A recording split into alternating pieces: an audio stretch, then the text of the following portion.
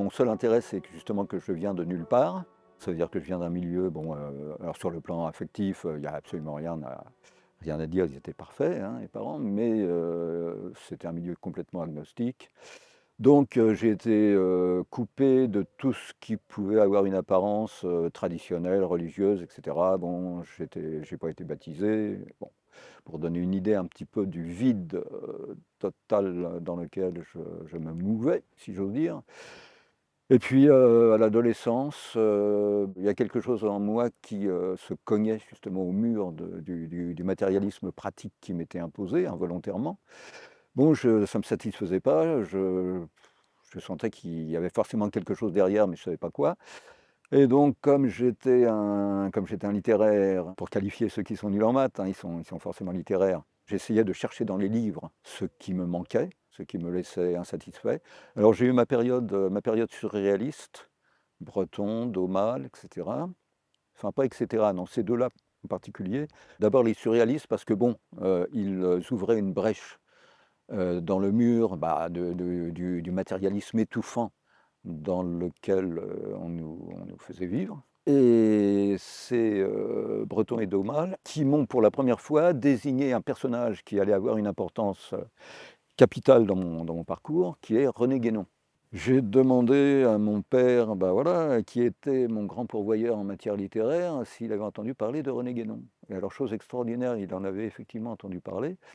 Mais il m'en a fait un portrait qui était, pour le moins approximatif, hein. Il m'a dit: «Ah oui, oui, en substance, ah oui, c'est quelqu'un qui a ouais, il a passé beaucoup de temps en Inde et puis ça lui était monté plus ou moins à la tête», enfin et cetera. Bon, bah, c'était le point de vue que pouvait avoir un agnostique à l'égard de quelqu'un dont il avait vaguement entendu parler, comme d'un traditionnaliste, enfin comme d'un bon. Il m'a sorti quand même 3 livres de René Guénon. On a été incapable de me dire comment ils étaient arrivés là. C'est pas mon père qui les avait achetés. Mon grand-père, il n'était pas plus, imprégné de spiritualité, de tradition que mon père. Donc voilà, petit mystère. Bon, il était dans la bibliothèque, peu importe. Alors c'est moi qui, le premier les ai lus et j'ai commencé par celui par lequel j'aurais jamais dû commencer. Parce qu'il y a deux grandes catégories dans l'œuvre de Guénon. Il y a la dénonciation du monde moderne, qui a priori est la plus accessible, hein. Orient et Occident, la crise du monde moderne et puis l'apothéose dans cette, catégorie-là, c'est Le règne de la quantité et les signes des temps, que je ne saurais trop recommander, hein. Naturellement, ça demande un effort, mais bon, on n'a rien sans effort, hein. C'est un livre, Le règne de la quantité et les signes des temps, qui a été écrit pendant la Seconde Guerre mondiale, qui a été publié, en 1945 et qui est, littéralement prophétique, quoi, au sens littéral du terme, quoi. Il décode, il décrypte, il définit l'époque que nous vivons là et donc si on veut un petit peu comprendre ce qui se passe, bah, on lit Le règne de la quantité et les signes des temps. Voilà, il y a tout, c'est contextualisé en plus, c'est la vision, c'est la grille de lecture traditionnelle sur notre toute fin de cycle. Bon, cela dit, c'est pas par celui-là que j'ai commencé, c'est par, les états multiples de l'être. C'est-à-dire l'autre versant, l'autre catégorie de l'œuvre de Guénon qui est purement métaphysique. Alors le symbolisme de la croix, les états multiples, l'homme et son devenir selon le Vedanta. Et alors curieusement, bon, ça va me permettre de faire mon petit numéro là, classique, hein. Tout aurait dû m'être étranger là-dedans. C'était de la pure métaphysique, rien ne m'y prédisposait, rien ne m'y préparait. Et immédiatement, dès les premières lignes, dès les premières pages, j'ai compris que c'était ça que j'attendais. Il y a eu un déclic et c'est là que je vais placer ma petite formule. C'était quasiment une réminiscence platonicienne, voilà, pour la jouer savant et cuistre. Donc j'ai lu Les États multiples et puis tout est parti de là. J'ai lu l'intégralité bien sûr de l'œuvre de Guénon, dans laquelle j'ai trouvé ce que je cherchais, quoi. Parce que pour ceux qui ne connaissent pas, qui est Guénon? C'est un quasi contemporain, quoi, hein. Il est né à Blois, c'est-à-dire pas loin de là où on tourne, une petite vidéo là. Il est né à Blois en 1886, il est mort au Caire en 1951. C'est pas du tout un philosophe, hein. C'est pas un philosophe, c'est-à-dire c'est pas quelqu'un qui tire, quelque chose de son propre fond, c'est pas un inventeur génial, c'est pas voilà. C'est un porte-parole. C'est le témoin d'un patrimoine spirituel immémorial qui appartient à l'Orient comme à l'Occident, hein, puisque la vérité est unique, hein. Bon, ça, on va s'en apercevoir, je l'espère, dans les mois et les années qui viennent. La vérité est unique, il y a beaucoup de courants pour la rejoindre, hein, cette vérité unique, comme des ruisseaux, hein, qui sont alimentés par une source unique, mais à la fin, bon, les ruisseaux retournent à la source, et c'est à ça qu'on va assister, hein, cette unicité de la vérité, qui va être donc un énorme facteur de réconciliation. Il ne s'agira plus là de choc des civilisations, de guerre de religion, etc. Et donc Guénon, c'est ça. Ça a été le témoin, le porte-parole. Alors bon, d'une altitude sur le plan personnel, pour avoir cette fonction, il fallait que ça soit un très haut spirituel, bien sûr, et qui a remis sous les yeux des Occidentaux qui l'avaient oublié depuis, pour la majorité d'entre eux, hein, depuis quelques siècles, qui a remis sous les yeux des Occidentaux justement ce patrimoine immémorial qui contredisait à angle droit l'idéologie moderne dans laquelle nous vivons. Hein. Nous naissons, nous sommes instruits, nous travaillons et nous mourons dans cette idéologie-là, tout au moins jusqu'à une date relativement récente. Hein, je veux dire l'idéologie du progrès matériel particulièrement. Hein, l'idéologie qui postule que l'âge d'or, il est au terme de l'évolution humaine, alors que justement le patrimoine immémorial de l'humanité, d'Orient et d'Occident, dit tout le contraire. La vision qu'avaient nos anciens de l'histoire, de l'humanité, elle est très symboliquement résumée, alors à la fois en Occident. Je prends délibérément mon exemple dans la tradition gréco-latine, parce que comme ça, il n'y a pas de connotation religieuse, monothéiste, etc. Tout le monde peut avoir un problème à régler avec le curé qui lui a fait le catéchisme, ou des choses comme ça, donc j'évite ce genre de blocage psychologique. Et puis de toute façon, plus on remonte loin dans l'histoire humaine et plus on s'abreuve à une source sûre. Les Grecs et les Romains, pour ne prendre que leur exemple, découpaient notre histoire en 4 grands âges. Il y avait l'âge d'or, l'âge d'argent, l'âge de bronze et l'âge de fer. Alors, la simple énumération de ces 4 métaux, ça en dit suffisamment long sur le sens de la pente. Hein. On allait de l'or au fer, c'est-à-dire du meilleur vers le pire. Les hindous, c'est pareil. 4 âges, 4 yugas. Yuga, c'est un âge en sanskrit. Donc, on partait du Krita Yuga, hein, et puis on arrivait là où nous sommes actuellement. Là, à l'heure où on se parle, on est à la toute fin du Kali Yuga. Et c'est quoi le Kali Yuga? C'est l'âge sombre ou l'âge des conflits. Donc, c'était pas mal vu pour des gens qui vivaient il y a des milliers et des milliers d'années avant nous. Hein. Donc, on n'était pas dans le progrès indéfini, dans l'âge d'or au bout de X temps, etc., qui là, actuellement, je veux dire, ça revêt, on ne tire pas sur les ambulances, et là, bon, je me sens un petit peu mal à l'aise pour ironiser, si vous voulez, sur le côté illusoire et absurde de cette vision du monde. On voit où ça nous a amené le progrès, là. Hein. On voit la conscience éclairée de nos contemporains. Hein. On comprend là qu'on est à la fine pointe de milliers d'années d'évolution. Mais je ne veux pas épiloguer, puis je ne veux pas être délibérément désagréable, méchant à l'égard de nos contemporains. Ce n'est pas du tout le but du jeu. Hein. Le but du jeu, c'est au contraire de les éclairer, de leur dire de ne pas avoir peur, etc. Bon, alors voilà, mon parcours, très succinctement résumé, mon parcours c'est ça. Donc après, bon, j'ai un petit peu œuvré en fonction, œuvré sur le plan littéraire. Hein, bon.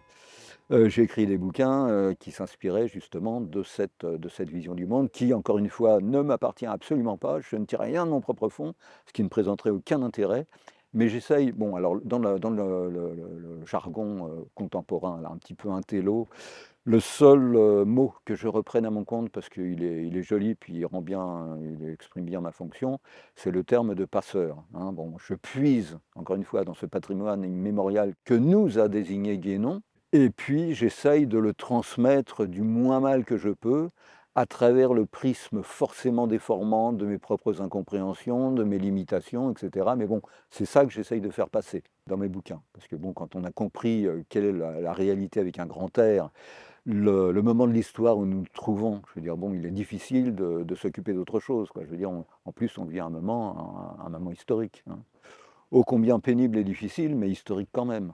Le progrès, il est exclusivement matériel, hein, on va être bien d'accord là-dessus. Hein, il est évidemment pas spirituel, le progrès. La spiritualité est pratiquement inexistante. Et d'ailleurs, le Christ, dans l'Évangile, il a dit « Quand je reviendrai, trouverai-je encore la foi ?» Point d'interrogation. Donc, effondrement sur le plan spirituel, qui est bien conforme à l'image du monde qu'avaient les anciens. Hein, parce que si on considère que l'homme, il n'est pas réduit à son enveloppe charnelle, et si notre univers qu'on peut toucher, etc., c'est le plus illusoire qu'on puisse imaginer, puisque la réalité, de toute façon, c'est la physique quantique qui nous l'apprend, elle est immatérielle. Donc on va de l'immatériel au matériel, je veux dire selon un processus de lente solidification, matérialisation, etc., etc. Donc le progrès matériel, c'est simplement, je veux dire, une illustration du fait qu'on s'enfonce de plus en plus dans le solide, dans le matériel, mais au détriment de l'essentiel, c'est ça le problème, au détriment de l'essentiel. Alors évidemment, il y a quelques centaines d'années, et encore il faut remonter beaucoup plus loin, parce que la dégradation, elle remonte très très très loin. Là, bon, on atteint le fond de la piscine, hein. J'attends le moment où on va donner un coup de pied pour remonter. Mais progressivement, l'homme, bah, il a oublié ce qu'il était, hein, il a oublié sa réalité spirituelle, c'est-à-dire ce qui le constitue, ce qui fait sa dignité d'homme, hein, c'est-à-dire sa connexion à l'absolu, à la conscience infinie, à Dieu, à tout ce que, hein, bon, tout ce que vous voulez. Enfin, c'est pas tout ce que vous voulez, non, non, mais je prends des précautions un petit peu oratoires pour élargir, le plus possible la focale et satisfaire tous les gens qui ont de véritables aspirations, sans enfermer mon propos dans une tradition particulière ou voilà. Donc le progrès matériel s'est fait au détriment du spirituel, hein, là je crois qu'on peut tous le constater et être d'accord là-dessus. Et le résultat, bah, on le voit. Évidemment, il y a des bons côtés, hein. C'est comme, bah, c'est là aussi, c'est une petite image que je ressors, dont j'use et dont j'abuse, c'est la fameuse image du yin-yang, hein. Bon, au milieu de la grosse tache noire du yin, il y a toujours le petit rond blanc du yang.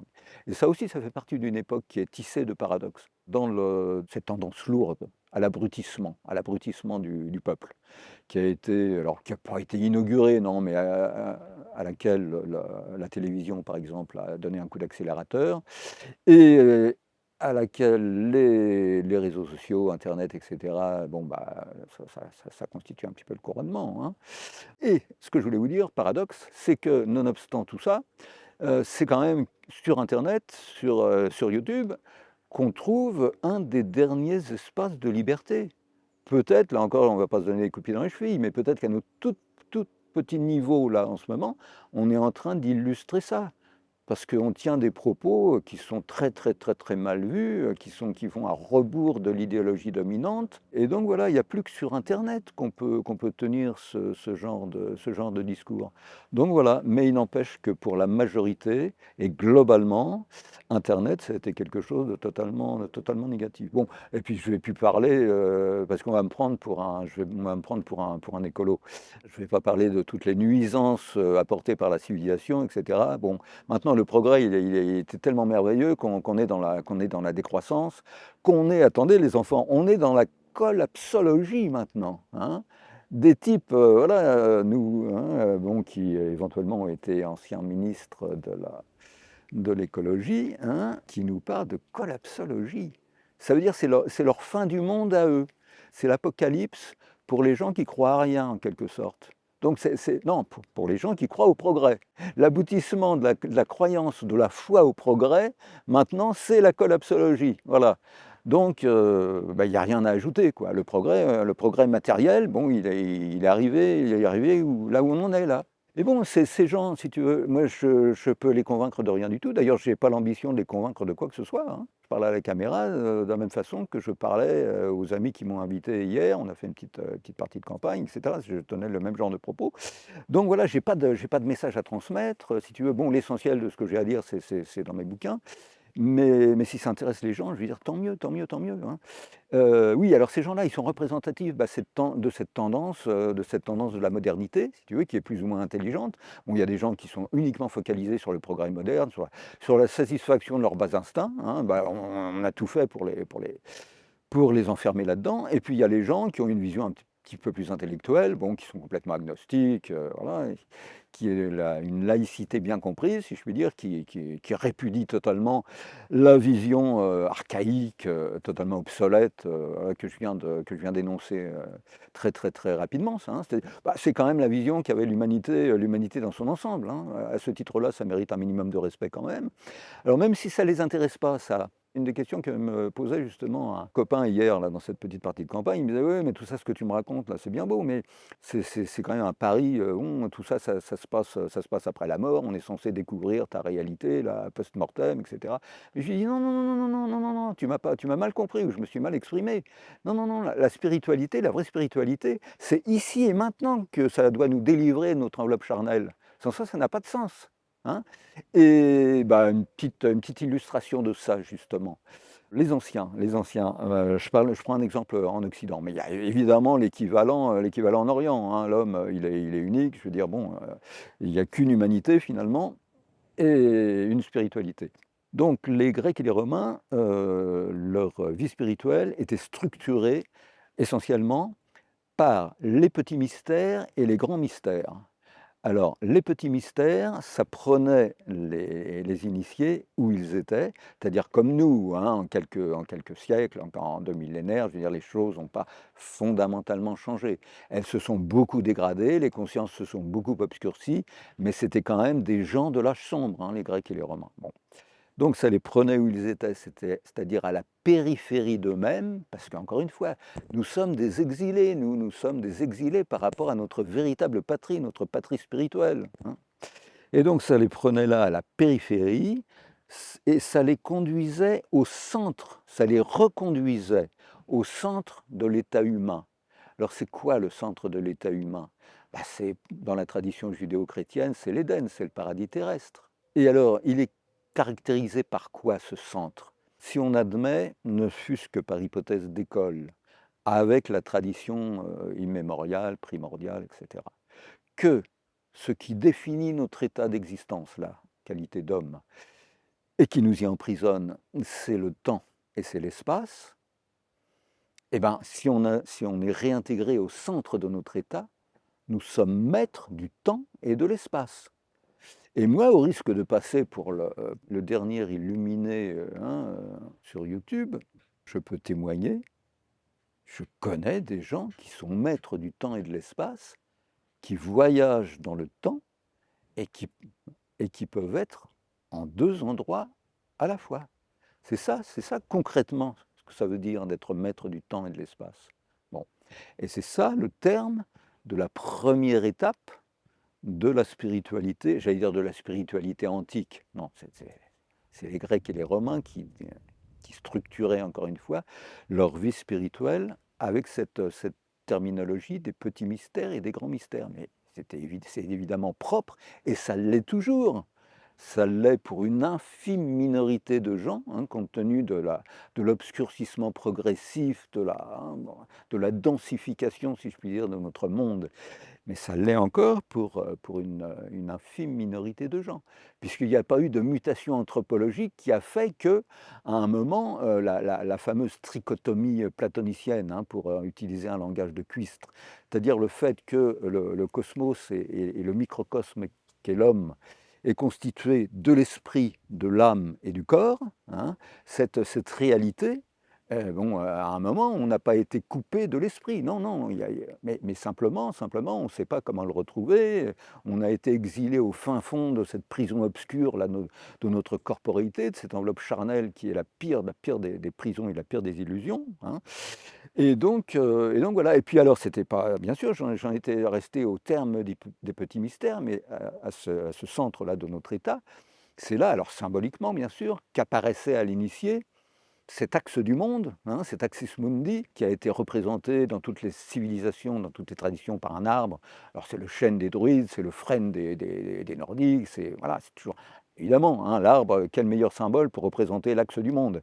Et alors c'est autour de cet axis mundi, de cet axe du monde, que s'enroulent en quantité indéfinie les états d'existence qui nous séparent de la source ultime, dont nous sommes tous issus et à laquelle nous sommes tous destinés à retourner, hein, pour le dire encore une fois dans un langage basique, très très simple, hein, bon. Et donc là commençaient les grands mystères pour les Grecs et les Romains. Alors ça veut dire quoi en fait mon petit laïus là? Ben, ça veut dire que pour les Grecs et les Romains, hein, ça ce que je viens de vous définir, ça avait une réalité vécue, ça avait une réalité vécue, pas théorique, pas l'ivresse, pas abstraite, je veux dire. Et l'illustration que je viens de vous donner de gens que je connais personnellement, hein, bon, qui ont au moins, je dis au moins, parce que par pudeur, hein, par respect, je n'interroge pas les gens de cette qualité sur leur parcours initiatique ou etc. Je me contente de recueillir ce qu'ils veulent bien me dire, mais pas plus, hein. Je n'ai pas la mauvaise éducation de dire: «Mais tu en es où maintenant?» Non, non. Bon.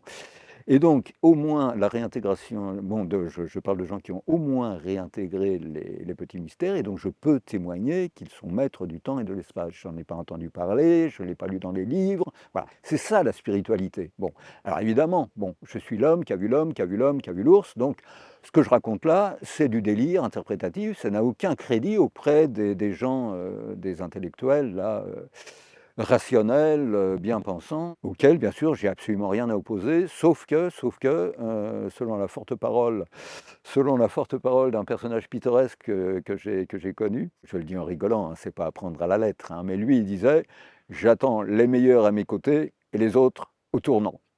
J'ai trouvé la formule amusante. Et donc, compte tenu de l'accélération du processus de dégradation cyclique, mais qui nous rapproche d'autant du redressement final, de la fin du cycle, du redressement final et du passage à un autre cycle. Bon, compte tenu donc de cette accélération du processus, maintenant je suis presque tenté de dire, bon, je vous raconte ça, vous en faites ce que vous voulez, vous le mettez dans un tiroir, mais au moins j'aurai pris date. Donc, quelle que soit voilà, votre vision condescendante, ou totalement négative à l'égard de tout ce qui est spirituel.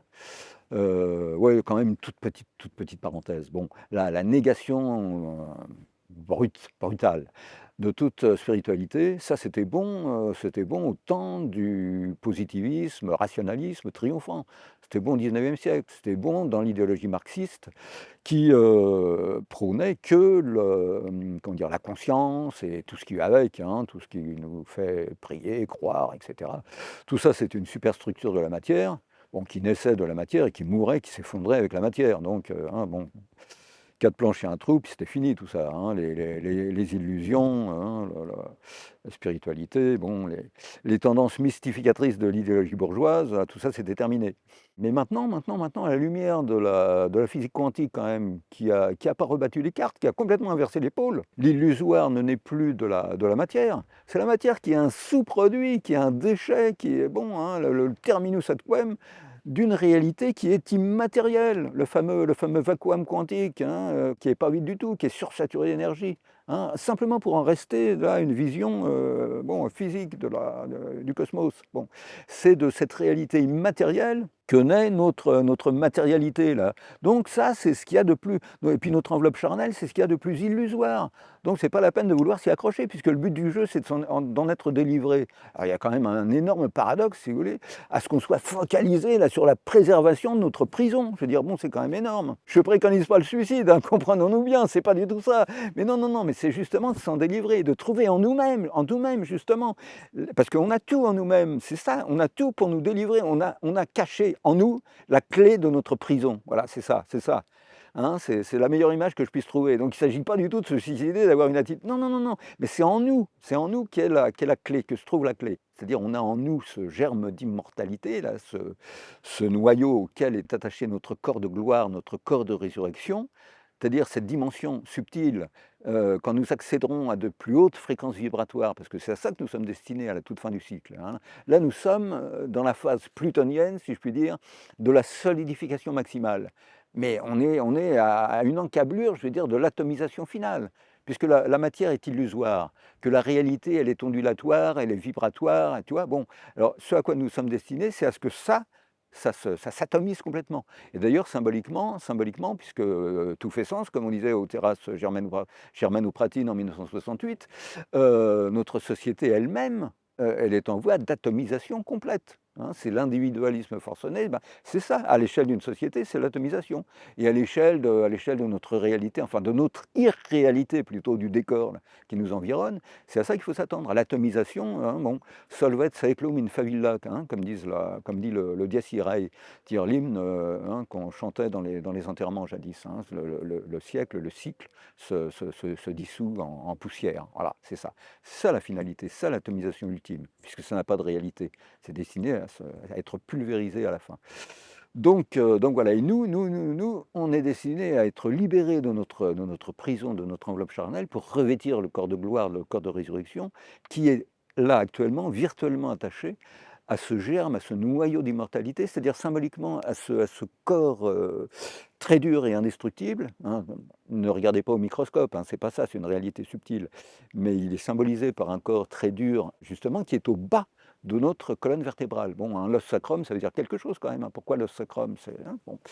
Et donc, il est présent, ce germe, ce noyau d'immortalité, qui porte en lui-même, je veux dire, notre futur, hein, il est présent dans toutes les traditions. Les juifs l'appellent le louz, les arabes, les musulmans, le hadjam. C'est le caillou blanc, enfin le caillou qui était noir et qui est transfiguré dans l'Apocalypse de Saint Jean, qui redevient blanc. Et donc, pourquoi il est au bas de notre colonne vertébrale? Parce que notre colonne vertébrale, c'est l'image dans notre microcosme à nous, de cet axe cosmique dont je parlais à l'instant, hein, puisque l'homme est un microcosme qui récapitule en lui le macrocosme, c'est-à-dire le grand monde, hein, bon, et bien, il faut qu'on retrouve en nous tout ce qui constitue le cosmos.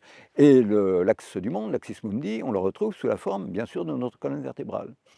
Et pourquoi ce germe d'immortalité, il est au bas de notre colonne vertébrale? Parce que nous sommes des hommes déchus, justement, nous sommes des hommes déchus. Et c'est pour ça que Lucifer, l'ange de la couronne à quatrielle pour les kabbalistes, il a perdu son émeraude, l'émeraude qui ornait son front. C'est ça la pierre du Graal, hein. La quête du Graal, c'est ça, retrouver la pierre, hein, qui est tombée du front de Lucifer. Et ça correspondait à quoi cette pierre d'émeraude frontale? Ça correspondait au troisième œil, à la glande pinéale, au troisième œil. Et le troisième œil, c'est quoi? C'est l'ouverture sur le sens de l'éternité, de l'immortalité, et c'est concomitant de la réintégration de l'état primordial, du retour au paradis terrestre. Voilà. Puis après, bon, les grands mystères, l'axe des grands mystères s'ouvrait par le chakra coronal. Voilà.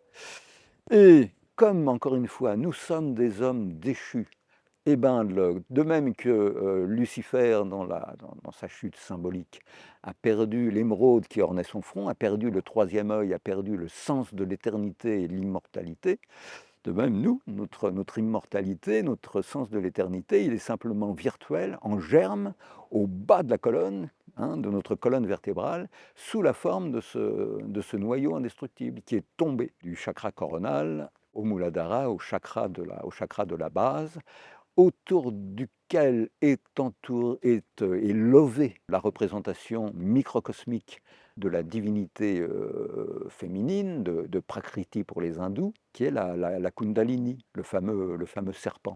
C'est cette énergie subtile, cette Shakti, cette, euh, cette parèdre des dieux de l'Inde, cette grande mère, toutes les représentations des déesses antiques, de la Magna Mater, de la grande mère, etc., etc. C'est-à-dire de la réalité féminine dans le cosmos, est hypostasiée chez nous par cette Kundalini, ce serpent subtil qui est levé justement autour du germe d'immortalité, de ce noyau indestructible.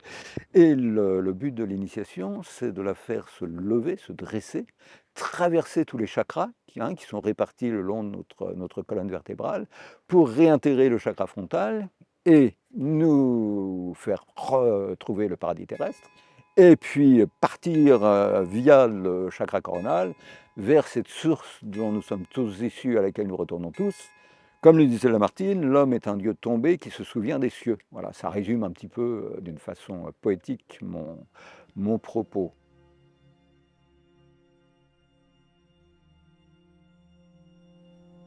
Alors, là j'y vais, je marche un petit peu sur des œufs, si tu veux.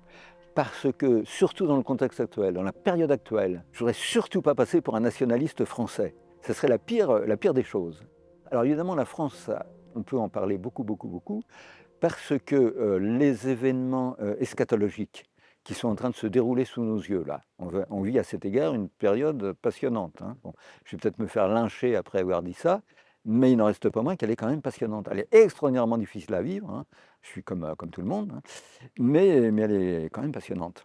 Alors, tout ça pour dire que je ne suis surtout pas un nationaliste français qui m'enfermerait là dans un truc tout à fait étroit. Et justement, je ne suis que trop sensible à ce climat d'universalité, de solidarité répandue sur l'ensemble de la planète, hein, pour répudier toutes les catégories, tous les enfermements, nationaux, ethniques, religieux et cetera. Là, on sent que c'est trans tout ce que vous voulez, hein, bon voilà. Mais cela dit, ces précautions oratoires étant, bien posées, c'est vrai qu'il faut bien que les événements eschatologiques commencent quelque part. Et à cet égard, la France de toute éternité est destinée à servir de support, de substrat, au commencement de la fin, si je puis dire. Bon, alors, il y a des illustrations de ça, bon, qui encore une fois sont plus ou moins folkloriques ou réductrices, ou tout ce que vous voulez. Bon, la France première née des nations, la France fille aînée de l'Église, etc. Naturellement, hein, je ne vais pas me contredire, là, c'est simplement des petits exemples, bon, en passant. Mais surtout, bien avant tout ça, hein, bien avant qu'il y ait une église, bien avant qu'il y ait des nations, bah, il y avait comment dire, une localisation géographique qui en elle-même était singulière. Bon, comment dire, le cristal hexagonal gaulois dont parle Strabon n'avait rien à voir avec la nation française, hein, il n'y avait pas encore de frontières, hein, on était loin, et donc déjà, ça voulait dire quelque chose. Bon. Il se trouve que ces temps derniers, là, entre amis, on a beaucoup parlé, alors là, phénomène de synchronicité tout à fait amusant, sans s'être du tout concerté et sans que ça nous ait plus préoccupé que ça jusque-là, on a été amené à parler de l'île du Mai. Alors l'île du Mai, c'est au large de la Turballe, hein, c'est un petit bout de, voilà, un petit bout de terre au large de la Turballe. Il se trouve que c'est le centre géodésique des terres émergées. Voilà.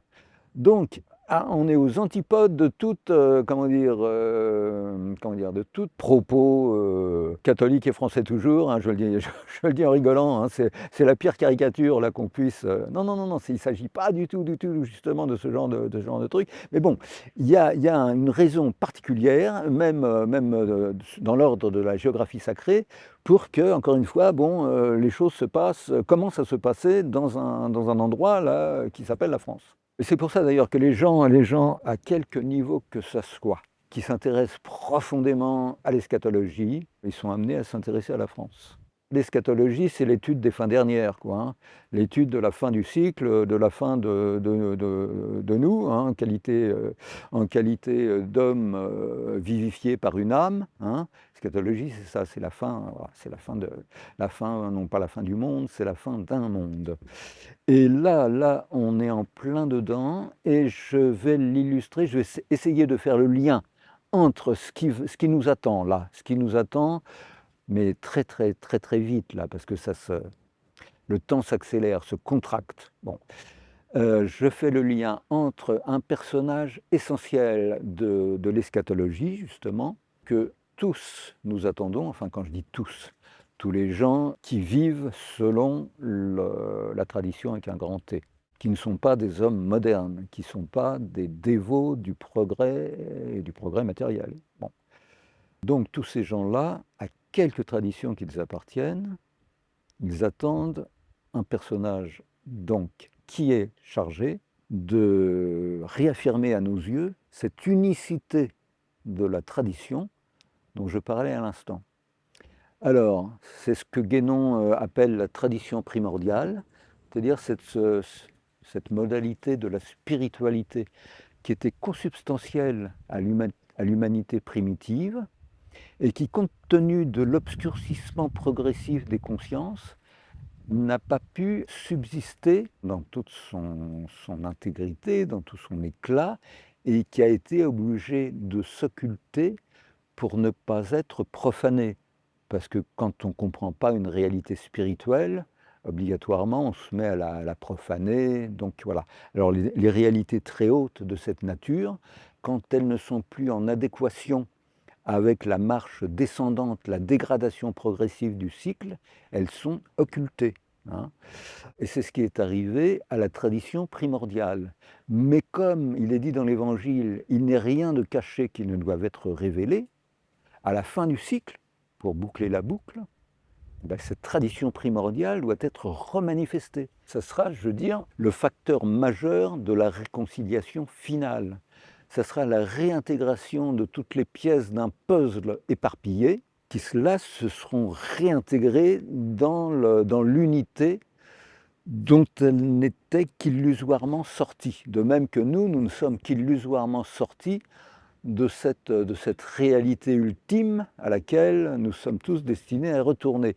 Et donc toutes les religions et toutes les traditions d'Orient et d'Occident sont issues de cette tradition primordiale.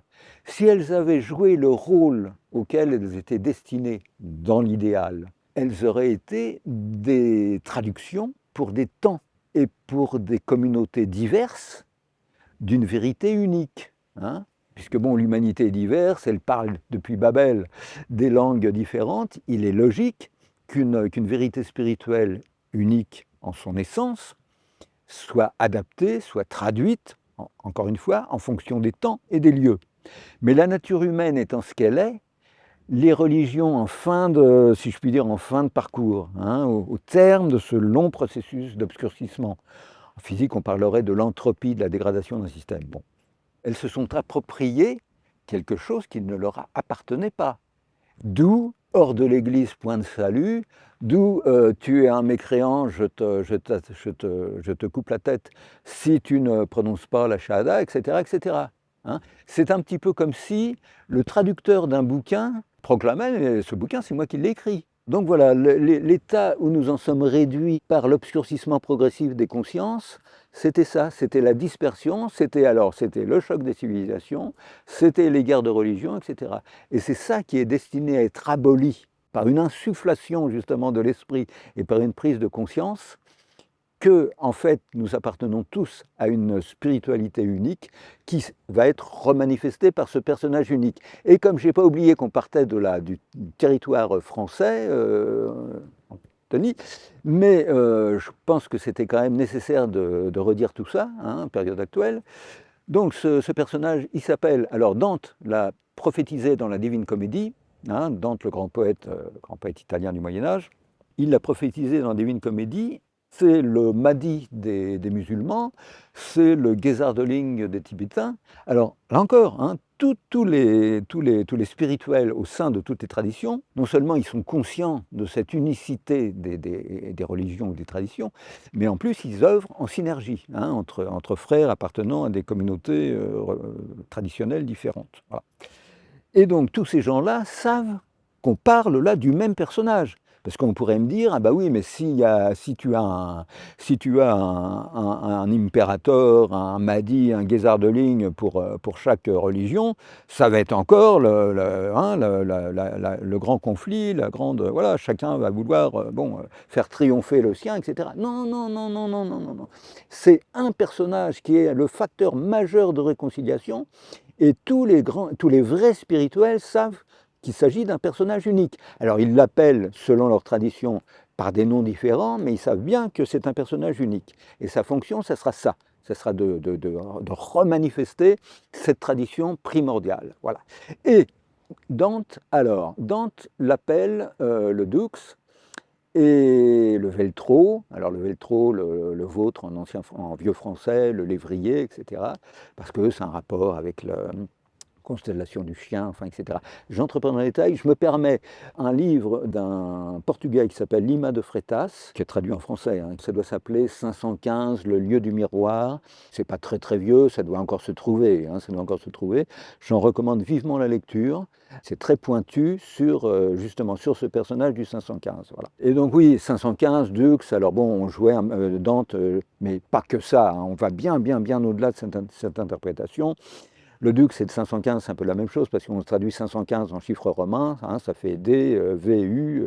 VU, c'était la même lettre, hein, il y a longtemps, on ne distinguait pas les deux. Et puis le X, donc si tu inverses, ça fait Dux. Donc Imperator, le chef, Imperator. Donc voilà. Alors le 515, il se trouve que beaucoup de gens connaissent Rennes-le-Château. Alors Rennes-le-Château, pour ceux qui ne le connaissent pas, c'est un haut lieu justement de la géographie sacrée française qui se trouve au bas de cette colonne vertébrale de la France dont je parlais à l'instant, c'est-à-dire du méridien de Paris. Hein. Et non, j'en parlais pas à l'instant, justement, j'en parlais pas encore, non, je ne parlais que de notre colonne vertébrale, justement.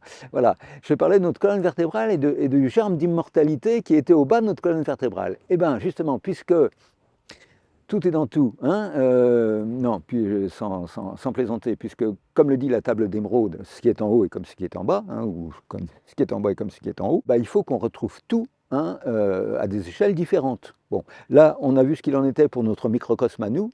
Pour la géographie sacrée française, bah, c'est la même chose. L'équivalent de notre colonne vertébrale, c'est le méridien de Paris. Et au bas du méridien de Paris, on doit trouver l'équivalent de ce germe d'immortalité dont je vous parlais à l'instant, qui est le support de notre corps de gloire, de notre corps de résurrection. Et on le trouve, c'est cette pierre noire, cette pierre tombée du ciel, qu'on peut assimiler à la pierre philosophale, et c'est la pierre du Graal. Donc on peut un petit peu extrapoler, on peut dire, mais c'est aussi la pierre qui est tombée du front de Lucifer. Alors cette pierre, elle offre des particularités bien sûr tout à fait spéciales, c'est une pierre oraculaire.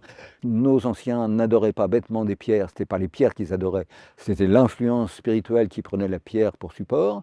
Et il y a une raison particulière à ce que, justement, puisqu'on est dans la phase de la jonction des extrêmes, il est normal que les réalités les plus hautes prennent appui sur les réalités les plus solidifiées, les plus matérielles. C'est pour ça que le minéral servait de support symbolique aux réalités les plus hautes, les plus spirituelles. C'est pour ça que toutes les grandes déesses de l'Antiquité, hein, je parlais du féminin sacré tout à l'heure, de l'aspect féminin de la manifestation cosmique, etc., sous les espèces de la Kundalini, de la serpente levée au bas de notre colonne vertébrale. C'est pour ça que toutes les grandes déesses antiques avaient comme symbole une pierre noire.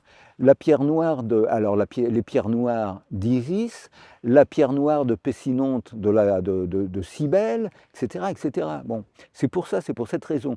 Et notre pierre noire d'Urasès, qui est pour les amateurs, pour les aficionados, c'est le vrai trésor, cette pierre noire, c'est le vrai trésor de Rennes-le-Château, donc un trésor spirituel, hein, mais qui a une réalité concrète. Bon, c'est ça, c'est cette pierre tombée du ciel, c'est cette pierre dont parle Wolfram d'Esquenbach, l'auteur le plus ésotérique du cycle du Graal, dans son Parsifal. Le protagoniste majeur du Parsifal de Wolfram, c'est une pierre, c'est pas un personnage, c'est une pierre. C'est ce que Wolfram appelle, en termes énigmatiques, le lapsit exilis. Alors c'est la contraction phonétique de quelque chose qui en latin veut dire la pierre tombée du ciel, hein, voilà. Le lapsit exilis, c'est ça. C'est le véritable trésor de Rennes-le-Château.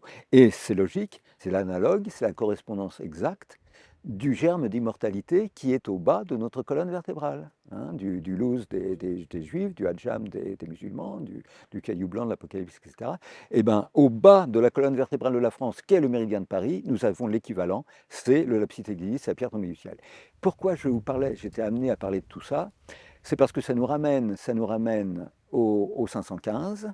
Et pourquoi ça nous ramène au 515? Bah pour une raison très très simple, qui nous enracine là dans la géographie sacrée, dans ce qu'il y a de plus concret, tangible, c'est parce que Rennes-le-Château, qui est l'épicentre justement, en sa qualité de haut lieu, ou plutôt de bas lieu, hein, au bas justement de la colonne vertébrale de la France, et de lieu du mystère, s'agissant du lapsit exilis, hein, de la pierre tombée du ciel, ça, c'est dans le Razès, c'est dans ce microcosme-là, que se joue justement la phase terminale du cycle, dans cet athanor alchimique du Razès, là on en est pour l'instant à l'œuvre noire, eh bien parce que Rennes-le-Château culmine, tenez-vous bien, à 515 mètres.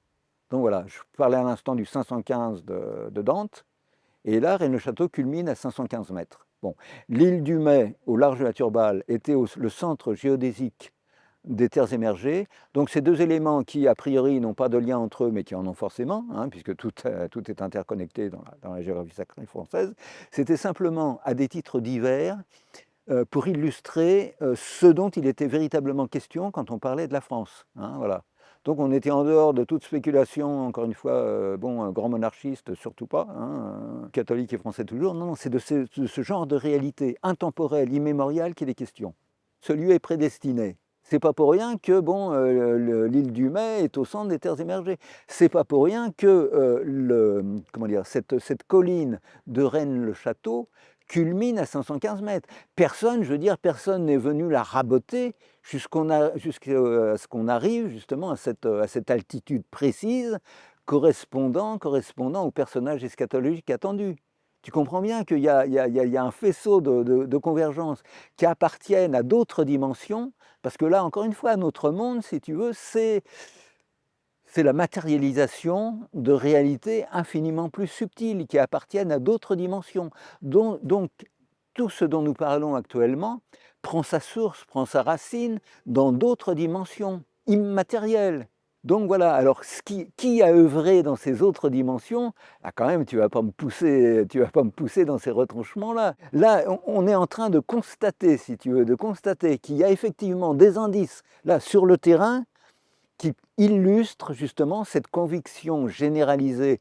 Bon, ce n'est pas une conviction, je veux dire, c'est une certitude véhiculée par la tradition avec un grand T, selon laquelle la France est un lieu privilégié pour être le support, le réceptacle du début, du commencement de la fin, hein, c'est-à-dire du début de la grande séquence eschatologique finale. Voilà. Est-ce que l'impérator, le Mahdi, etc., aura un lien particulier avec la France? Je n'en sais rien. Est-ce que le 10e Avatara, qui est la dernière descente divine qui viendra clore la France, aura un lien particulier avec la France? Je n'en sais rien. Mais ce que je peux dire d'ores et déjà, c'est que la France, pour les kabbalistes, c'est Tsarfat, c'est la dernière terre promise. Parce que la terre promise, il y en a deux. Il y a la terre promise, la vraie, hein, qui est céleste, c'est Adama, et la terre promise terrestre, qui est Eretz. Mais celle qui a été promise par l'Éternel à Abraham, c'est Adama, c'est pas Eretz. Donc après, vous en tirez toutes les conclusions que vous voulez, pardon. Mais Abraham, quand il a enterré Sarah, il n'avait même pas un lopin de terre pour sa sépulture. Donc ça veut dire que la terre qui lui avait été promise, ce n'était pas la terre matérielle, c'était la terre céleste, c'était Adama. Donc autre facteur de réconciliation, hein. La vraie terre promise, c'est celle-là. Donc, cette terre promise immatérielle, céleste, elle peut informer au sens aristotélicien du terme, c'est-à-dire quand des réalités célestes immatérielles trouvent leur répondant dans notre réalité matérielle. C'est ça, hein, ça informe. Des réalités immatérielles informent des réalités matérielles. Bon. Et donc la tradition, avec un grand T, hein, qui n'appartient à personne, ni aux catholiques, ni aux musulmans, ni aux juifs, ni aux hindous, ni aux bouddhistes, etc., mais à tout le monde, cette tradition avec un grand T postule justement que la dernière terre sainte, c'est Tsarfat, c'est la France. Bon. La terre Adama, hein, sa dernière matérialisation, si je puis dire, c'est Tsarfat, c'est la France. Et ça, c'est Rachi, c'est le vigneron champenois, hein, bien connu des kabbalistes, vigneron médiéval, qui a été le premier à manifester, à affirmer justement cette réalité eschatologique. Voilà. Alors, bon, sur les liens entre la France et l'eschatologie, quelques petits éléments d'un puzzle qui convergent quand même, qui convergent. Ce n'est pas destiné à enfermer les réalités eschatologiques, au contraire, ça va se diffuser progressivement, hein. C'est comme une espèce de caillou, de pierre sacrée dans l'étang également sacré, hein, puisqu'on est dans le sacré, bon. Et les ronds dans l'eau, hein, qui s'étendent de façon concentrique. C'est ça l'image que je voudrais donner, si vous voulez, des réalités eschatologiques associées à la France, hein. Ça commence dans le terroir français, si je puis dire, puis ça s'étend progressivement. Il y a déjà des pays qui n'appartiennent pas ni géographiquement ni politiquement à l'entité française, mais qui sont déjà français, tu vois, voilà. Je ne nommerai personne, si je puis dire, mais bon. Non, ça s'étend, si tu veux, par cercle concentrique, et encore une fois, je me répète, parce que là c'est peut-être quand même un scoop pour beaucoup, hein, parce que bon, voilà. Encore une fois, il y a des pays qui n'appartiennent ni géographiquement, ni politiquement à l'entité française, et qui sont déjà français. Donc le méridien de Paris, le méridien de Paris, si tu veux, j'ai dit l'essentiel, compte tenu de mes capacités, hein. Encore une fois, je suis le spécialiste de rien, et c'est très bien pour faire des synthèses, si tu veux, parce que bon, comme tu es spécialiste de peu de choses, c'est plus rapide. Parce que les vrais spécialistes, bon, des fois, ils ont tendance, si tu veux, à se noyer un petit peu dans leur spécialité, puis ça leur est plus dur, hein. Bon, je fais de l'autodérision, hein, je me moque de moi-même. Mais bon, le méridien de Paris, je t'ai dit l'essentiel quand je t'ai dit qu'il représentait l'Axis Mundi, qu'il était dans le contexte de la géographie sacrée française, l'équivalent à la fois de notre colonne vertébrale à nous, et puis de l'Axis Mundi pour le cosmos, quoi, hein, pour l'univers.